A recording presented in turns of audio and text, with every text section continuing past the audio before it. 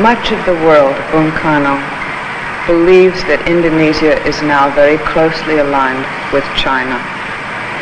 Is this true?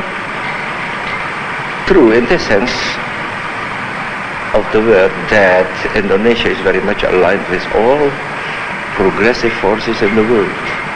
Indonesia is very much aligned with the new emerging forces. It's not only with China, but with any country, any nation with progressive ideas, with progressive policy.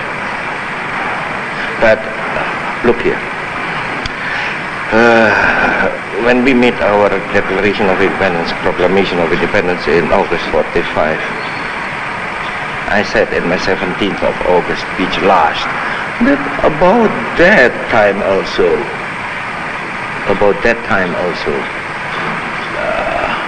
Cambodia, Vietnam, Korea made also Declaration of Independence. That's why I said in my speech that an axis, Jakarta, Phnom Penh, Hanoi, Peking, Pyongyang is a very logic one. May I ask you a rather difficult question? How do you reconcile your being so opposed to imperialism and yet align yourself with a country which has always had imperialist designs in Asia, and many people think still does? Do you think they still do, China?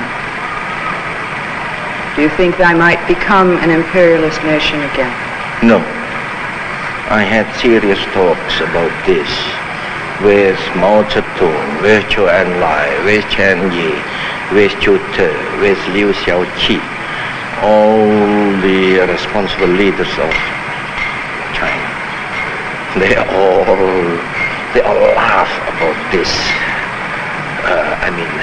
People say that we Chinese are imperialists. We are not.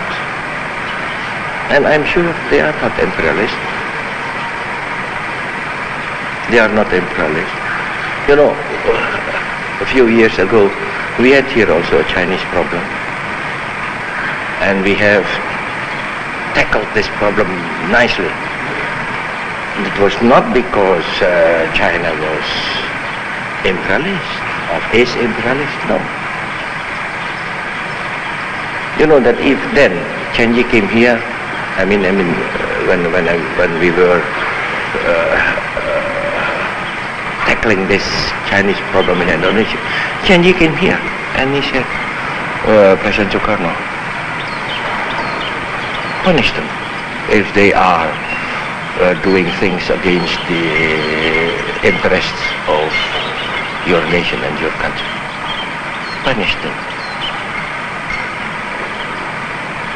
So this is a proof that anyhow that Chen Yi is not imperialist and that China is not imperialist. Do you think that this has any possibility of happening, that there might be a clash at some point between the interests of China and the interests of Indonesia? No. China is solving its own problems. We are solving our own problems. And so long as we don't intervene, subvert each other, then everything's all right.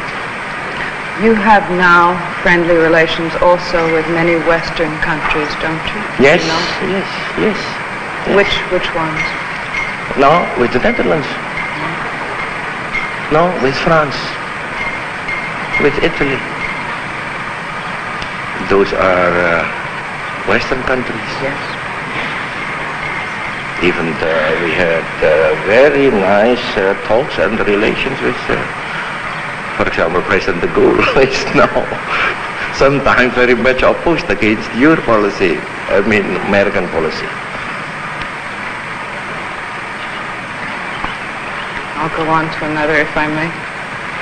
You have very fervently, in many of your speeches, prayed for world peace.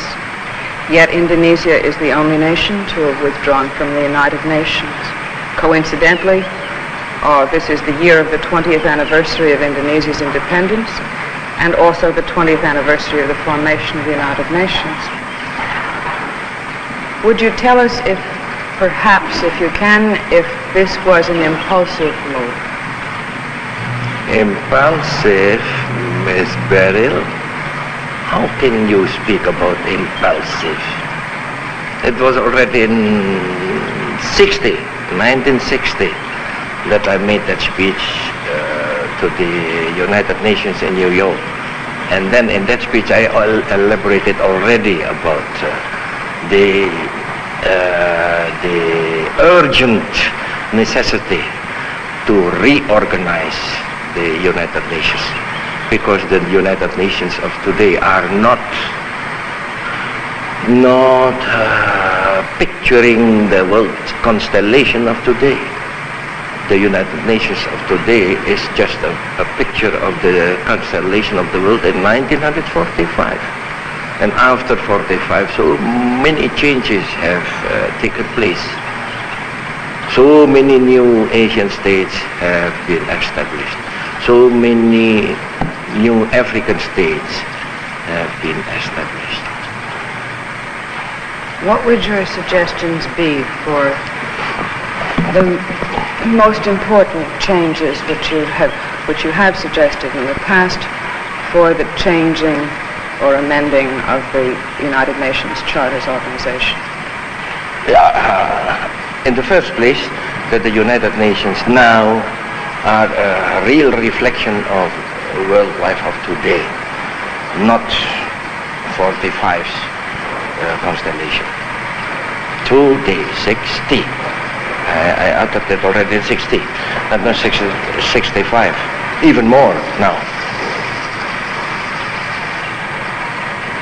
Is this regarding the Security Council? Security Council, United Nations Charter, etc., etc., etc., etc. Do you think that the Security Council should be different, and how? Don't put me into details. Anyhow, do you understand that Security Council is not satisfactory to us? And that the whole organization of the United Nations also not satisfactory to us.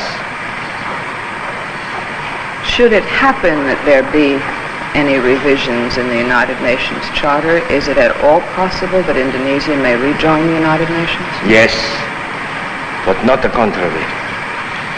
Right. We shall never come back to the United Nations before a reorganization of the United Nations.